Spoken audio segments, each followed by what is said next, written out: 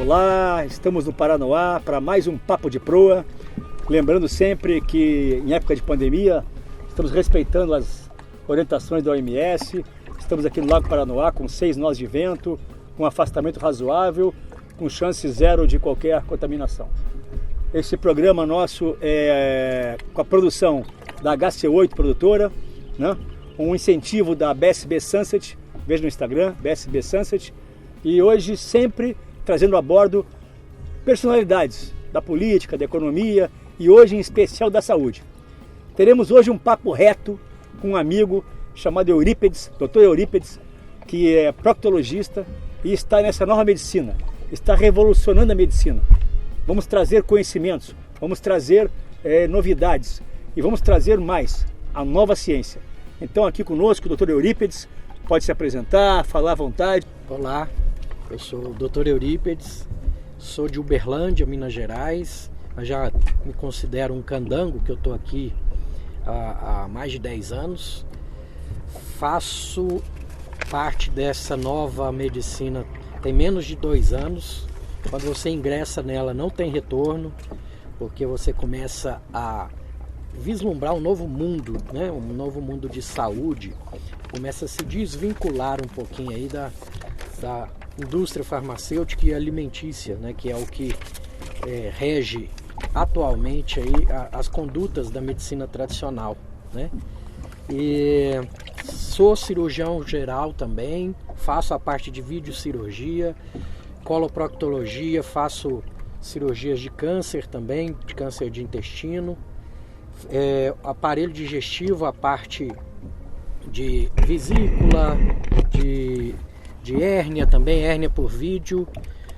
Fazia parte de uma das empresas daqui de Brasília, em que o nosso número de hérnia por vídeo, de acordo com a Johnson & Johnson, que é quem oferece o material para operar, nós somos, fora os grandes centros aí, Rio, São Paulo, no Brasil Central, nós somos o que tem o maior número de cirurgias por vídeo.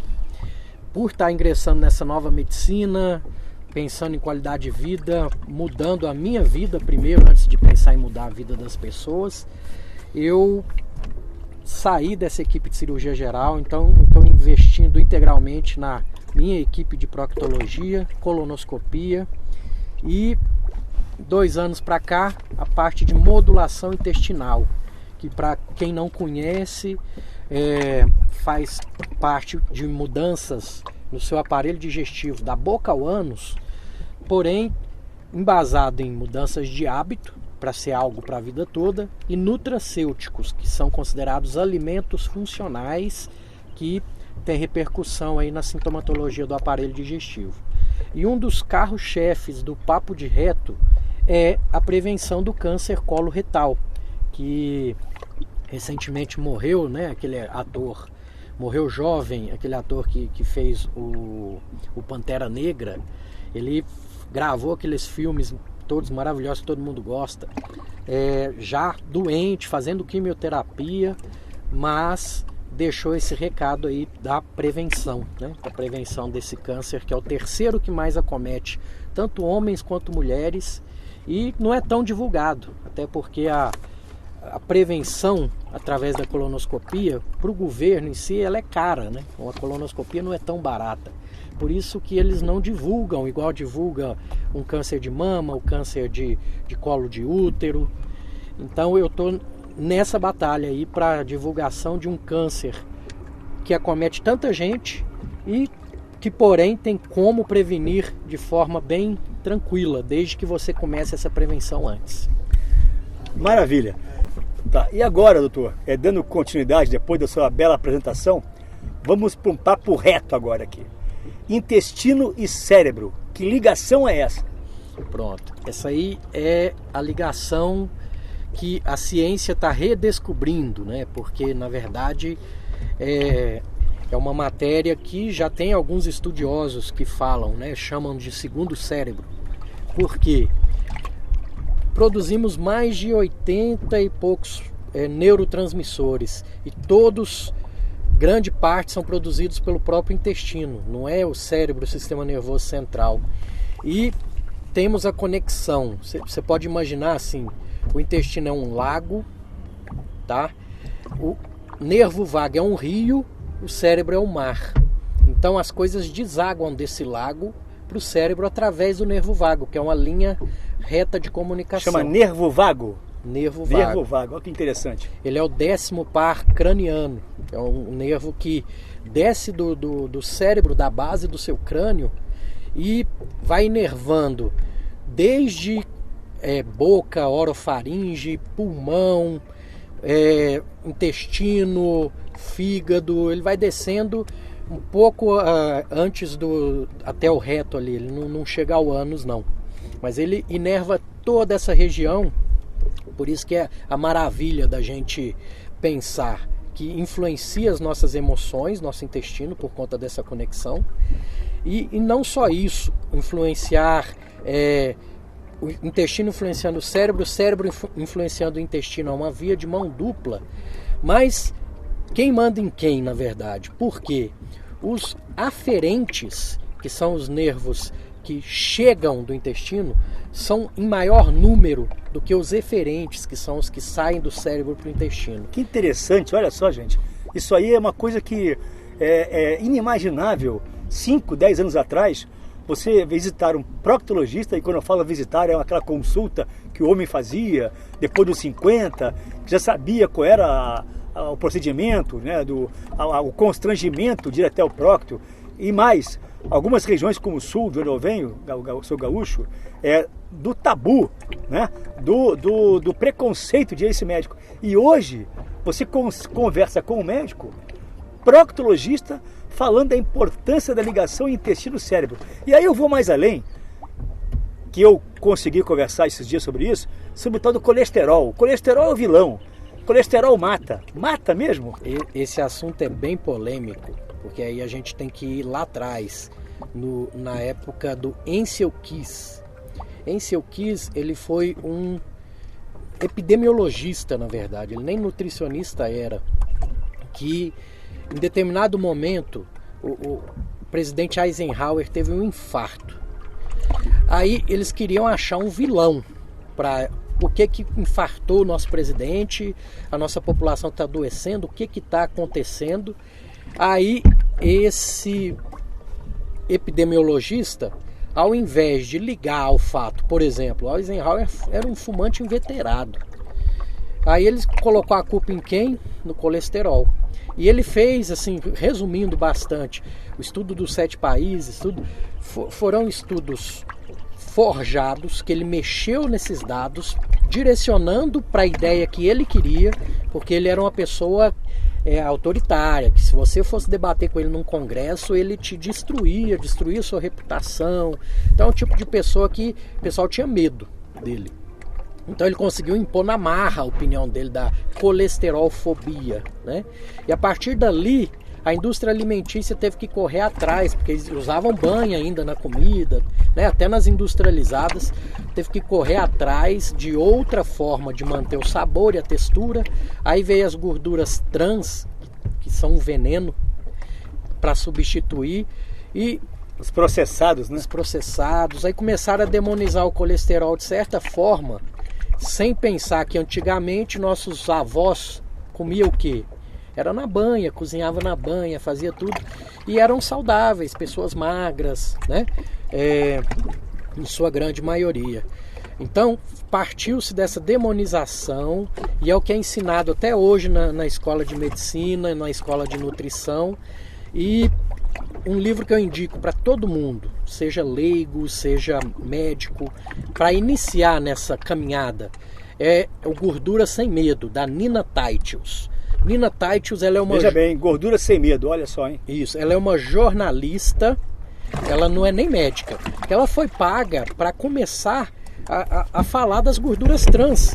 E ela começou a investigar aquilo ali, e aquilo foi caindo uma ficha na cabeça dela, que ela foi mais a fundo. Acho que ela demorou uns 12 anos para investigar e escrever esse livro. Então, é um relato jornalístico mesmo, para você pegar e entender por que demonizaram o colesterol, por que a longo prazo O colesterol, gente, ele faz parte de todo o seu corpo. Então, você precisa do colesterol. É uma molécula que seu fígado sabe até fazer ela, do tanto que você precisa dela. Então, o que é o grande vilão hoje em dia, na verdade, que está maquiado? São as gorduras, são os ultraprocessados. Porque o que tem no ultraprocessado para te viciar, para fazer você comer muito? Gordura alta com carboidrato alto. São alimentos hiperpalatáveis. Então, esses alimentos hiperpalatáveis, vou dar um exemplo para vocês. Quantos pacotes de Ruffles vocês acham que vocês conseguem comer de uma vez? Tenho certeza que dá para comer uns 3 pacotes ali tranquilamente, né? Aí entra a questão da densidade nutricional das coisas. Quantos gramas de picanha você consegue comer? Eu te garanto que é uma quantidade bem menor do que a quantidade de Ruffles que você conseguiria comer, porque ela é gostosa, porque tem gordura, ela é baixa em carboidrato e ela é saciante. Então, ela é densamente nutricional. A indústria alimentícia faz isso para viciar você e para te inflamar. Então, qual que é o segredo da coisa? Não coma alimentos, porque na natureza não existe alimentos que é alto em carboidrato e alto em gorduras. Você pode ver, o abacate é alto em gordura e é baixo em carboidrato. As frutas é alto em carboidrato e baixo em gordura. Então, se você embasar a sua alimentação na comida de verdade, que são os alimentos que você vai no açougue, na feira e para de ir na padaria e no supermercado, você já está acertando aí em 80, 90% dos casos. Então, o segredo é, se você quer abaixar carboidrato, tem que subir gordura. Agora, se quer abaixar gordura, subir um pouquinho o carboidrato. E para ter uma vida saudável, o principal segredo seria esse. A ideia que eu andei observando também, essa conversa do vamos desembalar menos e descascar mais. E aí eu vou provocar, né? O leite inflama mesmo? Pronto. A questão do leite já entra na parte da modulação intestinal, que é o que eu faço, tá? Se você sempre consumiu leite e nunca teve problema com isso, tranquilo. O leite é considerado alimento de verdade, desde que seja o mais próximo da teta da vaca. Não isso que você compra no supermercado, que isso é um homogeneizado lácteo, que eles tiram tudo do leite, transformam aquilo em pó, depois mistura numa água novamente, põe uma química. Aí entra a outra frase do professor Murilo Pereira: quanto maior a vida do alimento, menor é a sua. Então, esses alimentos que têm uma vida de prateleira longa, você pode desconfiar que para você ele não é bom. Agora, para quem tem problemas gastrointestinais, são 3 os alimentos que em primeiro momento eu tiro, e como a pessoa melhora muito, ela acaba não querendo reintroduzir, ou quando reintroduz, volta a sintomatologia. É o leite, o derivado do leite, mas não pela lactose em si, mas pela caseína que tem no leite, que é uma proteína inflamatória pro seu intestino. Farinha de trigo ou trigo em geral, quanto menos você conseguir ter isso na sua vida, melhor. E o danado do açúcar. O açúcar vai entrar no outro assunto nosso da gordura visceral, que o pessoal joga a culpa no colesterol, que na verdade é o açúcar em excesso que estamos consumindo que está produzindo isso. Pois é, a gordura visceral, essa que é tão pouco falada, ao meu entender, sou leigo, mas vejo um problema sério nisso, né? Li a respeito esses dias sobre a gordura marrom e a gordura branca, essa visceral que nós temos, esse acúmulo, né? Certa vez eu li aquele livro chamado Sugar Blue, que dali em diante já faz mais de 20 anos que eu não como mais açúcar. Mas o que eu percebo é que é pouco falado, traz muito pouco assim notícias, a gordura visceral, que é tão importante. O pessoal fala muito colesterol, as embalagens nos mentem muito sobre colesterol, menos colesterol, mas por trás tem gordura trans, por trás tem, eu li uma interessante, antissequestrante. Eu não sei nem o que é isso, uma embalagem de um produto. Então assim, a picanha, vamos lá. Comer uma picanha faz mal? Pronto. Você vai num churrasco, o que você geralmente come? A picanha, junto com a cerveja, que é inflamatória, que tem o glúten, vai te causar distensão abdominal, vai te causar uma disbiose, que é um desbalanço das bactérias. Farinha, mandioca, ou seja, entra naquilo que eu te falei. É alta em gordura, porém você está pondo carboidrato junto ali com a farinha, com a cerveja. Agora, se você comer só a picanha, qual o problema? Ela é alimento de verdade. Então, mude os conceitos. Coma sua picanha sim. Eu adoro o churrasco. Eu emagreci 20 quilos indo num rodízio de carne 2 vezes por semana, ou 3 vezes até. E sem atividade física. Eu comecei a fazer atividade física recentemente.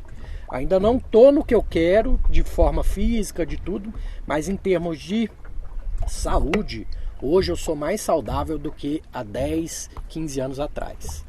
Então, gente, eu vou ficar antissocial se eu começar a tirar tudo que o doutor está falando. De forma nenhuma, vai no churrasco, come só a carne, toma água com gás, que eu gosto muito de água com gás. Como ex-viciado em refrigerante que eu era, a água com gás, com limãozinho espremido, substitui muito bem o refrigerante. Então tudo na vida são substituições inteligentes que você, com o tempo, estudando, porque o que eu quero é que meus pacientes estudem, eu não quero aquele que chega e aceita goela abaixo que eu estou falando. Eu quero ser questionado para, isso aí eu não sei, eu vou estudar. E para a nova medicina é isso, é participar o paciente do seu tratamento e da sua mudança. E quase finalizando, e esse churrasco aí, antes do churrasco, seria interessante comer um abacaxi? Isso aí foi um assunto que foi polêmico, porque eu fiz um post falando sobre isso, que as frutas, na verdade, são comida de verdade, então está incluso na alimentação de comida de verdade.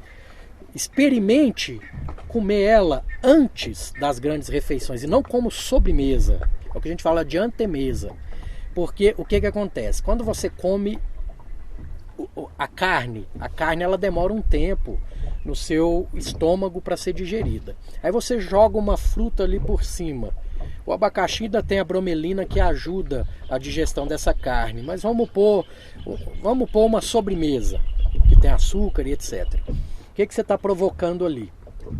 A válvula inferior do seu esôfago, tá? O piloro, ele fica fechado por uma ação hormonal, enquanto o seu estômago está fazendo tipo uma máquina de lavar, está misturando tudo ali com as enzimas para fazer a digestão da proteína. Então você já está com a proteína ali, jogou por cima um doce, alguma coisa, aquela válvula está fechada e está misturando tudo ali. Quando descer para o duodeno, está tudo tão fermentado e tão misturado que aí você sente aquele empachamento, aquele incômodo e não sabe do que é. Então tenta inverter. Você que não quer mudar de vida e quer continuar comendo seu docinho, come o doce primeiro. Ele vai ter livre trânsito, porque esse piloro vai estar aberto e vai descer. Depois você come sua refeição com proteína, aí vai fechar, já não vai misturar as coisas ali, sua digestão vai ser mais leve. Agora, pensando na antemesa, passando direto e sem contar com o abacaxi, se você comer ele antes desse churrasco que você está falando, no estômago ele já vai liberar um pouco de bromelina, que tem ação ajuda na pepsina, nas pepsinases, para ajudar na quebra daquela proteína, daquela carne, para te ajudar na digestão. Então é uma boa tática sim. Come um abacaxizinho e depois vai para o seu churrasco. Bom, então finalizando essa aula de hoje, essa magna aula, né, com essa nova medicina, o Dr. Eurípides, tem que perguntar tem que fazer aquela pergunta básica, o exame de colonoscopia, necessário de quanto em quanto tempo, é necessário? Vamos lá, a colonoscopia, igual você falou no começo, uma coisa que me marcou aí, a questão do gaúcho, do machão que não vai procurar o médico. É até um capítulo do meu livro, tá? E esse livro são minhas experiências de consultório, as dúvidas maiores que os pacientes têm e numa pegada bem humorada. O pessoal confunde muito próstata com o intestino grosso. O urologista ele acessa a sua próstata com toque retal porque a parede da próstata é muito próxima ao intestino grosso. Eu fiz até uma live recente com um amigo meu urologista e ele falou que subiu para os 50 anos a questão do toque, tá? Mas dependendo da sua raça, os negros têm mais câncer, então eles têm que começar antes. Então era uma pessoa legal para você trazer aqui para entrevistar, para falar da questão da próstata. Por que que eu acesso o reto? O meu é para ver a mucosa do reto para o câncer coloretal. E aí entra a nossa colonoscopia. Colonoscopia é um exame preventivo que, se você não tem sintoma gastrointestinal, tem que fazer a sua primeira colonoscopia a partir dos 45 anos. Fez aos 45 anos, não deu nada, nem pólipo, que na própria colonoscopia eu já tiro esse pólipo, se tiver pólipo, aí é de 5 em 5 anos. Então é um câncer que só morre dele quem realmente não procura. Pode ser até um clínico geral para prescrever a colonoscopia preventiva, não precisa ser necessariamente um proctologista. Tenha um médico de confiança, ele vai solicitar para você, você vai realizar. Agora, quando começar antes, igual aconteceu com esse ator, histórico familiar de um parente de primeiro grau que tenha tido câncer com uma idade abaixo de 50 anos. Vamos supor, esse ator teve o câncer dele com 39 anos, descobriu. Todos os parentes dele de primeiro grau têm que fazer a primeira colonoscopia a partir dos 29 anos. A sintomatologia de alarme, como emagrecimento súbito sem causa aparente, anemia sem causa aparente, alteração súbita do seu trânsito intestinal, ou seja, mudou, tem alguma coisa errada, procura um médico para investigar. Se você não tem nenhum sintoma, seu intestino funciona legal, uma idade boa de começar aos 45 anos. É isso, gente. Então hoje aqui nas Águas do Paranoá, mais um Papo de Proa, com essa aula magna do Dr. Eurípides. Lembrando sempre que esse programa tem um apoio do Brasília Sunset, BSB Sunset Underline. Vá no Instagram e veja BSB Sunset Underline. Uma produção da HC8 e hoje com imagens ao fundo de um belo windsurf para emoldurar o nosso programa. É isso. Papo de Proa.